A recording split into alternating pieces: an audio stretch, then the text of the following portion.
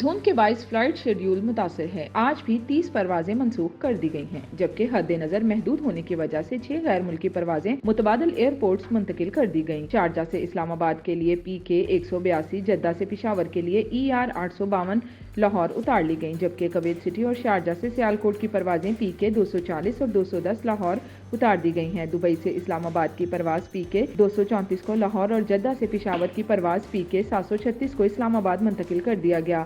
Flight schedule کے مطابق اسلام آباد سے جدہ کی سعودی ایئر لائن کی ایک پرواز منسوخ کر دی گئی، جبکہ اسلام آباد سے کوئٹہ کی 4 پروازیں PK 325، 326، ER 540، 541 منسوخ کی گئی ہیں۔ PIA کی اسلام آباد سے گلگت کی پرواز PK 601، PK 602، اسلام آباد سے ابوظہبی کی پرواز PK 262 اور دبئی کی پرواز PK 233 منسوخ کی گئی ہیں۔ اسلام آباد سے شارجہ کی پرواز PK 181، العین کی پرواز PK 143، جبکہ کراچی سے اسلام آباد کی پرواز PK 63، 69 اور PK 370 بھی منسوخ کر دی گئیں۔ لاہور سے کوئٹہ کے لیے PIA کی 2 پروازیں PK 322، 323، لاہور سے کراچی کے لیے PK 63، 13 اور ER 520، 525، کراچی سے کوئٹہ کے لیے PK 310، 311 اور ملتان کی پرواز PK 330، 331 منسوخ کی گئیں۔ ملتان سے شارجہ کے لیے PIA کی 2 پروازیں PK 293، 294، کراچی سے جدہ کے لیے ER 811 اور پشاور سے ابوظہبی کے لیے پرواز PK 217 منسوخ کر دی گئی ہیں۔ دوسری طرف شدید دھند کے باعث حادثات سے بچنے کے لیے